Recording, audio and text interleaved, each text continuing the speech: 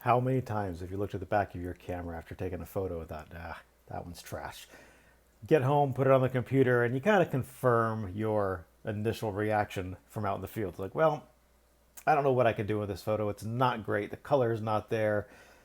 Kind of want to delete it, but don't do that. Don't delete it. There are some ways that we can go through in Lightroom and then Photoshop to bring a photo back to life. Especially like for me, I shoot in neutral RAW. So when I'm looking at the back of the camera, they look pretty flat. They can look pretty darn ugly right out of the camera. But the art happens when I get it into Lightroom, into Photoshop, and see what has been captured and what I can bring back to life, and then modify maybe just a little tiny bit just to give it that little bit of extra pop. And I want to show you an example. We're going to do a quick edit together on it, and I'm going to show you the before and after on this photograph. Okay, let's take a look at this. This was really quite a spectacular sunset shot from the top of a lookout point in Southern California. The colors were bright. The sun had gone down already, but there were these layers of oranges and pinks and blues over these hills and mountains.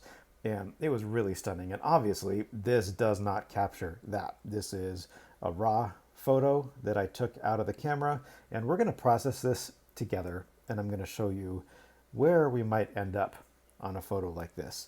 First thing I will do is I like to start out with my color profiles. And I just did another video on a new color profile Lightroom added, and I'm kind of obsessed with it. It's this adaptive color. Before that was there, I would typically change this to Adobe Landscape. And you can see even just doing that, it brings out just a tiny bit of that color in the sky. And you can take a look at some of these other profiles. If you really want to dive into color profiles, click on this little button here and it'll take you into all of these other ones. But we're not going to get into that right now because we're going to use this new adaptive color. And you can see when we click that, how it just changes the profile of this image to be much brighter. And that is going to be our starting point on this one. Where I would start here is our highlights. I'm going to come in here and I'm just going to bring down the highlights on this image. And then I'm going to bring down the exposure, maybe just a tiny little bit, and then increase the contrast just a little bit. Contrast is something that sometimes I prefer to adjust down here at the whites and the blacks, where I might pull the whites up a little bit and pull the blacks down a little bit. Sometimes you have a little bit more control for contrast than just the contrast slider. Just a little tip for you to play with. And then shadows, I don't know, bring those down just a little bit. But on our global edits, I'm going to start there. And then the next thing I like to do is come down to our white balance. And there's a couple ways we can do this. We can leave it as shot. We can change it to auto, daylight, cloudy. You can kind of see what changes are made here. In this case, I might stick with cloudy. It's kind of consistent with the sky here. So if we change this to our cloudy white balance preset, you can see that brings the temperature up to 6500, increases the tint a little bit. I'm going to increase the vibrance just a little bit also. Saturation on this picture, I think we're going to play with, but maybe not until the end, because the next thing we're going to do is come down here to our color mixer, our color grading, and our color calibration. Now, if you don't see color calibration in your Lightroom, come over here to these three little dots. Click these three little dots, and you're going to come on right down here to show color calibration. And you're going to click that, and then this will show up for you. It took me a long time to find that. I just didn't realize that this was here. I thought it was only a Lightroom Classic thing, but then I found it here in the cloud version of Lightroom. So I was excited about that. So the first thing I'm going to do down here is start to increase the saturation on our blues, on our greens, on our reds. And I'm not going to do it too terribly much. Sometimes I'll just bring it all the way up just to see what the result is. And you can see that there is some color in this sky. So that's what we're going to work on bringing back. So let's bring up that red saturation quite a bit. Green isn't going to make so much of a difference because the greens and blues are down here in the mountains typically. So that's the same thing with our blues. We're not going to go too crazy there. But this red saturation is really making a nice difference. So we're going to pull that up a little bit. And now I'm going to come back up to our color mixer. What I like to do on this, it can be a little bit time consuming, but what I like to do is just grab each of these colors and pull the saturation all the way down. And this is an exercise, a process that I go through on the vast majority of my photos, just so I can see exactly what colors are in there and I can control a little bit better how they're brought out. So if we bring all of the colors down, bring the saturation down on all of them, then we're left with a black and white photo. And then what I like to do from there is slowly bring each color individually back. And yes, it is kind of a redundant process. It works for me. So if it works for you, great. So then we can just kind of start to see where these colors are in the photo and pull them back in.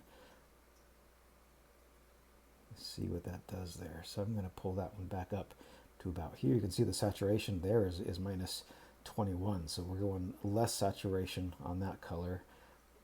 The blues is going to pull in the foreground. And again, I don't want to go super saturated on that because it just doesn't look natural. So I'm just going to pull the saturation level just a little bit further down on the blues.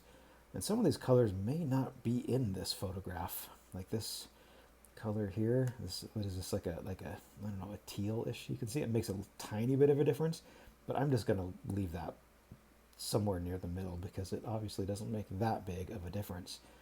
And then our greens, same. There's just not a lot of green in this image. So I'm just going to leave that somewhere around the middle because it doesn't make that much of a difference. Let's see what kind of yellows we have in here. Again, not much, if any. So I'm going to leave that back at the middle. Oranges, now we see some color being brought back in there. You don't want to oversaturate orange because it starts to look like that, which is really, really bad. So we're going to keep that a little bit more subtle, but maybe somewhere around there. And we're going to do the same with our reds. And it's the same thing. When you go super saturated, it obviously looks really, really bad, so you want to be careful. You're going to bring back just enough where you can see it and it stands out, but not before it looks really super oversaturated. So there we stand after some color calibration, and we can hit our backslash button here and see where we started. Already we've made a big difference from before and after, but we're going to make an even bigger difference here. The next thing that we can do is come down to our color grading. We can look at our color chart up here, and we can see that we don't have a whole lot of highlights. So we might pull the highlights up a little bit, somewhere around there. Midtones, might pull them back down so that our color chart goes a little bit more toward the middle. Something like that. And when we do that, we can start to see that maybe those reds are a little too saturated. So I might go down there and pull down the red saturation a little bit. In fact, let's go ahead and do that. Come up here, bring the red saturation down. And that looks a bit more natural. Okay, so after some mild color grading, we're going to just leave that there.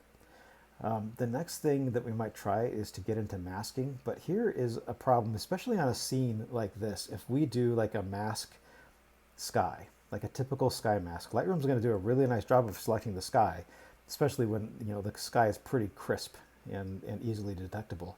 But the problem is, like, especially when we have mountains in the distance that are that kind of that blue color and they have that highlight in them, what happens? Like when we drop down the highlights of the sky, then these blue mountains start to look super unnatural. I mean, it just looks really, really bad.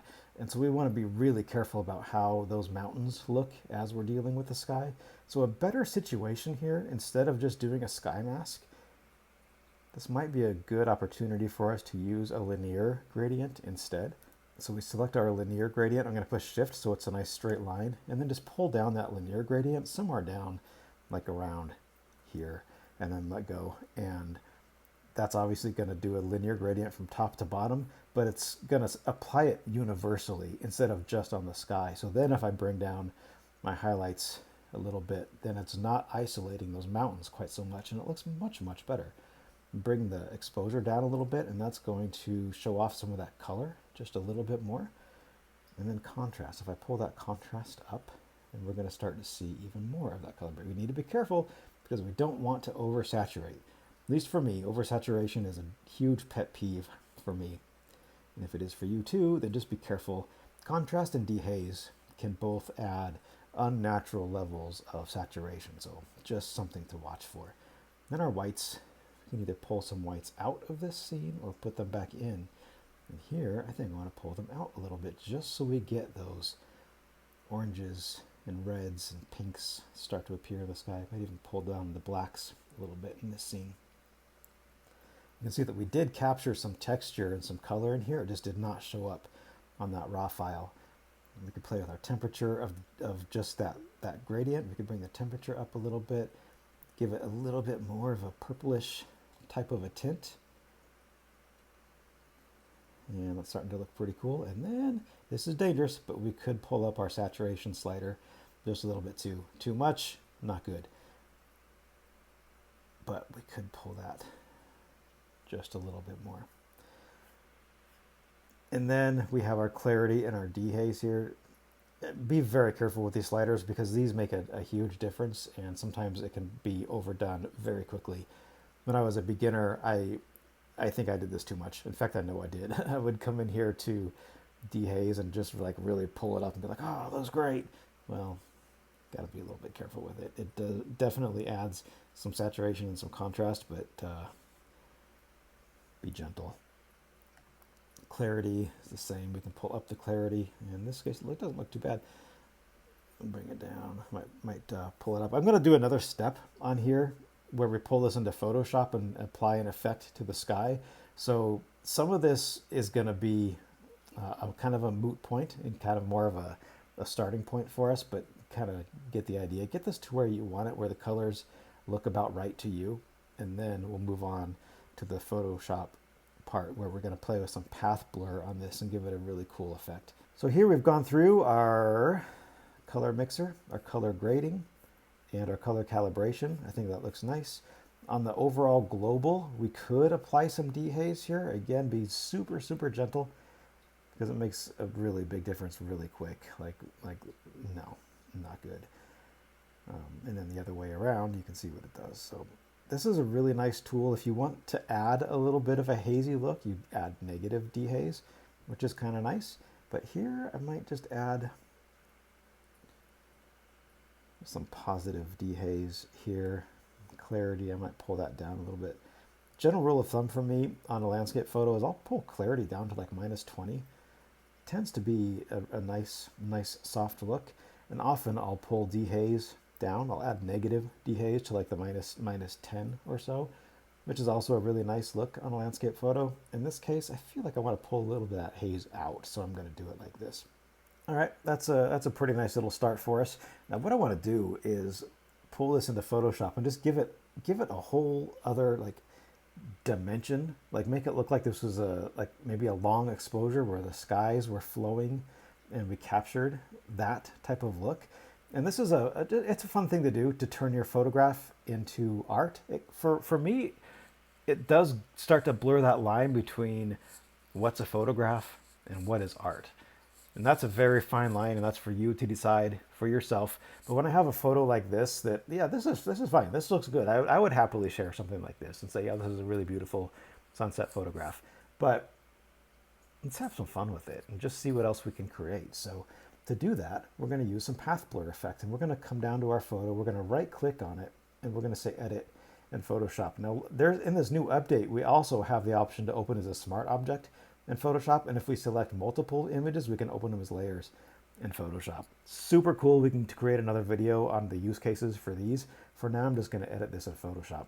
Once we have this open like this in Photoshop, we can add our path blur effect to this. Typically, I would do our selection tool here, this little lasso tool, hold down the option button, and start to select the areas that I want to be included in this path blur.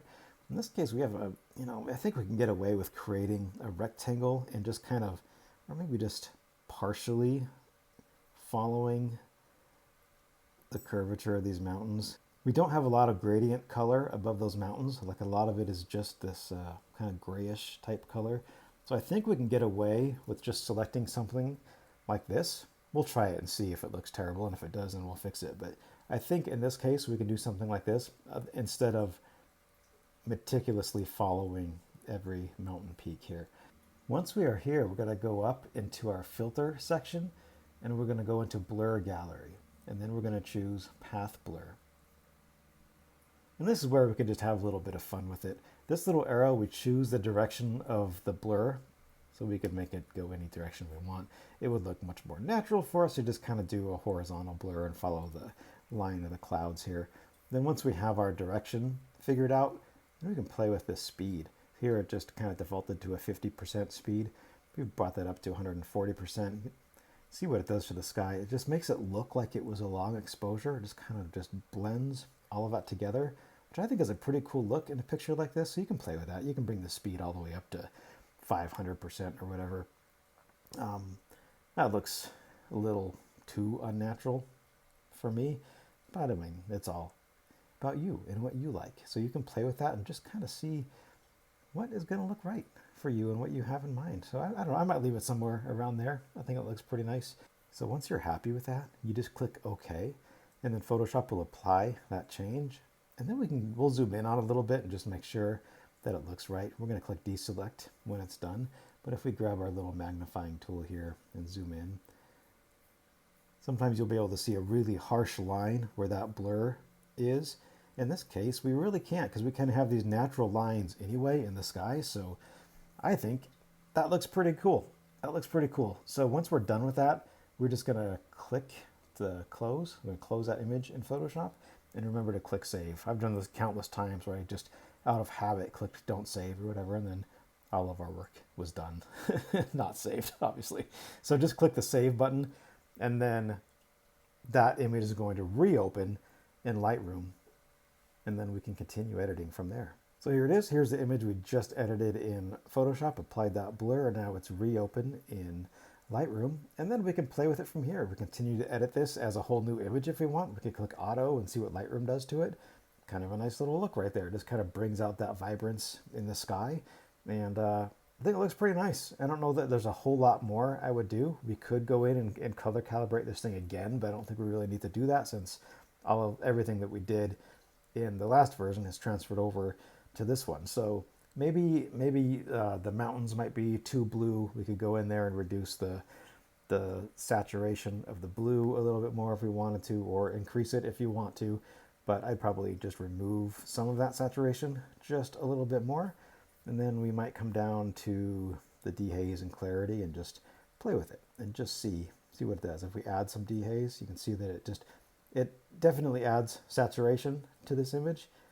And if we add negative dehaze, kind of gives it that softer, hazier look. So it's personal preference on what you might like. I'm going to pull up the saturation maybe just a tad. Pull down the clarity maybe. We already did that in our last edit, so I might leave that alone. There you go. Kind of a quick, fun way to just change up a photograph a little bit, bring it back to life. We started with this image, which is a big old just pile of nothing. And then we turned it into this, and then ultimately turned it into this, which I think is a really, really fun way to bring images back to life. So there you go. I hope you had some fun. Thank you for joining me on this. I would love to see what you create and hope to see you on the next video.